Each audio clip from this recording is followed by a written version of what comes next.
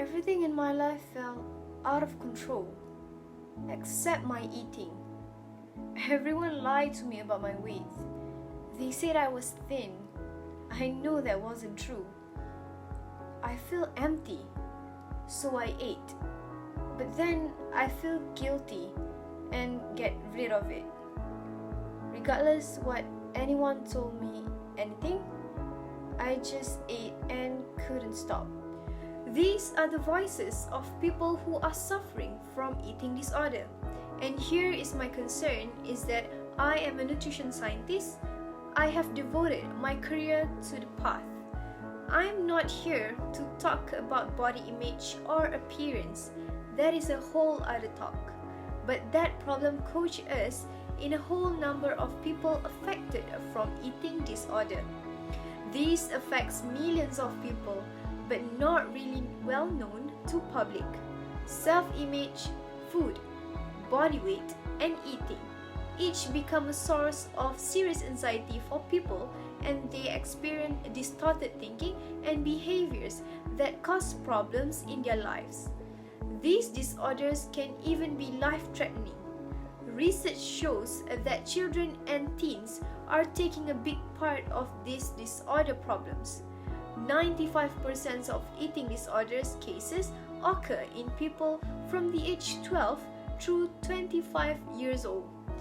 Though children who have anorexia, approximately 25% are male and the other 75% are female. There are three main types of eating disorder. First, anorexia nervosa, often simply called anorexia. It is an eating disorder characterized by an abnormally low body weight, an intense fear of gaining weight, and a distorted perception of weight. People with anorexia place a high value on controlling their weight, and a distorted perception of weight significantly interfere with their lives. Secondly, bulimia nervosa, commonly called bulimia, potentially life-threatening eating disorder. With bulimia, the affected individual will secretly binge on foods that are typically high in calories. The individual then feels extremely guilt or even disgust over her or his actions and will purge out the food by unhealthy ways, trying to get rid of the extra food or calorie intake either by vomiting, using laxatives, or exercising excessively. Bulimic individual may suffer from digestive or heart problems. Thirdly, compulsive or binge eating are which people experiencing periods of uncontrollable eating a large amount of food. These actions are often done in private, but unlike bulimia, the food is not expelled after.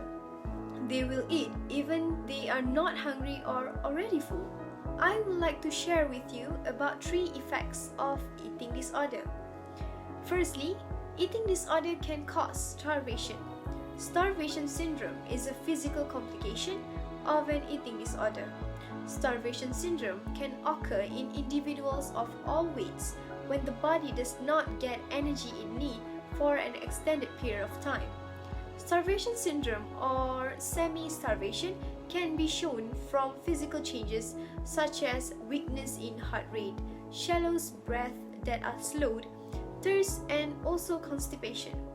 Sometimes swollen belly, looseness of skins, and swelling of the feet could be the sign of people who suffer from starvation syndrome.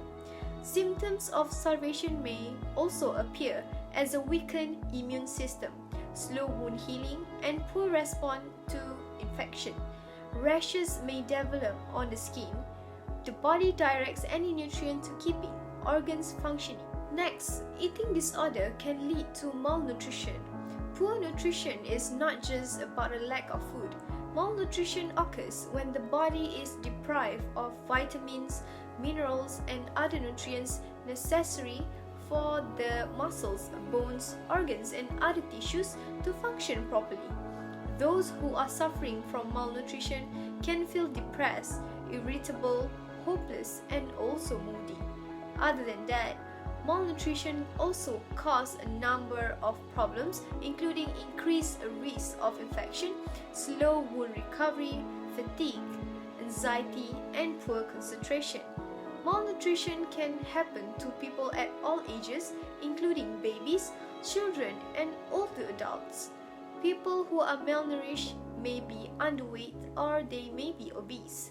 Malnutrition affects 1 in 3 people around the world. Thus, at the end of the day, what we have to recognize is that we are really lucky that we have a choice. We can choose what do we want to eat every day. We have that choice. But where I want to leave you is by saying if you care about yourself, you really need to identify what is your problem, talk to someone, and stay away from people, places, and activity that trigger your obsession with being thin. Look your surroundings. Are they good? Are they having this problem too? By checking your surroundings may make you become open-minded and realize how important that is.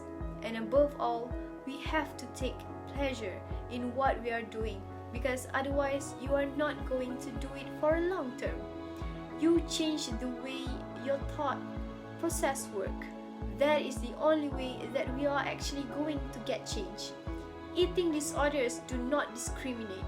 They affect people of all ages, genders, and demographics. And I hope you will agree with me that is an idea worth spreading. Thank you.